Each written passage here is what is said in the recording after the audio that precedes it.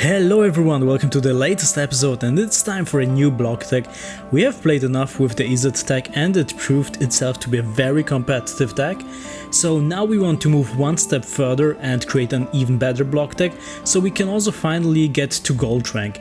So I have created an Innistrad Midnight Hunt block deck, and the color combination white-black is great because here we have two powerful approaches, removal and card drawing. So let's move on to the strategy of this deck. One of the center aspects here is that we don't run out of cards and that we can also flood the battlefield with useful tokens that we can also sacrifice, for example, to cast Rite of Oblivion, or we can also just block and draw cards thanks to the fantastic card Morbid Opportunist. Also, it's very good together with Adeline, Resplendent Cathar and Jadar, Ghoulcaller of Nephalia.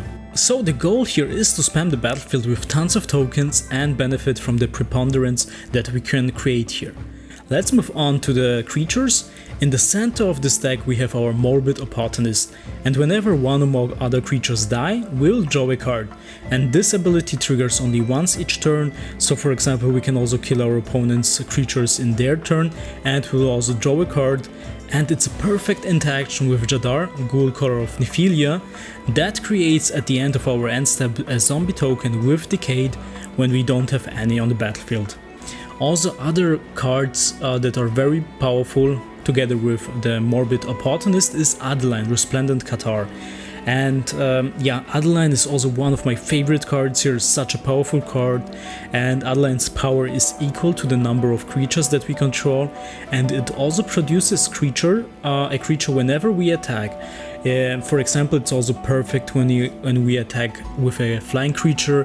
It can be either Chaplain of Arms or Lunar Veteran with those flying spirit tokens, and we'll also create more tokens with this creature. And yeah, and for some life points, exactly, we have Lunar Veteran, so whenever another creature enters the battlefield under our control, we'll gain 1 life. And Chaplain of Arms gives us also a ward if we cast it for 4 mana for the disturb cost. So then it's a flying first strike creature, and each creature you control has also ward 1. Intrepid Adversary can boost our token army immensely if we pay, for example, 2, 4 or even more mana, because for each paid 2 mana it gets a counter which gives all the creatures +1/+1. Lisa, Forgotten Archangel, brings our dead creatures back to our hand, so we can also cast it another time, but then if it dies it will be exiled. Then we have also Unruly Mob.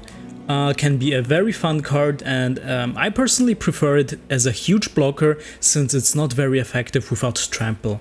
Also a cool card is Flash Taker here, because when we sacrifice a creature, for example with the zombie token, with Decayed or with Rite of Oblivion, we can also scry for 1. So let's take a closer look on the instant and sorcery spells. Here we have some fantastic synergistic cards such as Sunset Revelry, can be very useful. Depends on the situation, of course, that we can draw a card, produce 2 tokens and or gain 4 life. Then we have a classic removal card, it's Infernal Grasp. Then we have also Can't Stay Away. We can bring a creature with mana value 3 or less from the graveyard directly onto the battlefield, and I love to play this card in combination with Adeline. So because yeah, it costs only 3 mana and bringing back direct on the battlefield, it's amazing. With Rite of Oblivion we can exile any non-land permanent card unless we sacrifice a non-land permanent card. The last card here is Cathar's Call. Where is that? Cathar's Call, here we have it, which I mostly attach to some weak creatures or to direct the attention of the opponent away from, for example, Adeline or other powerful creatures. As long as it stays on the battlefield, it creates at the end of our turn a token. Then we have here also one artifact, it's Hero Room Mirror. Here we have this card because I'm struggling with the shuffler, to be honest. It doesn't matter how many lands you have, if 21, 24, you have games where you draw 17 lands, for example, in a game, and you still have 30 cards left in your library. So yeah, it's just unbelievably bad, the shuffler, so that's why I want to have more control in this deck. And the mirror lets us pay 1 life, discard 1 card, and we'll draw a card. And it gets a ritual counter. If it has 3 or more, then we can transform it and we will get a 4/4 flying creature. Lands, yeah, the problem here in this set is we have only 12 plains and 11 swamps, no double land cards for Orzhov, unfortunately, but yeah, we have to live with that.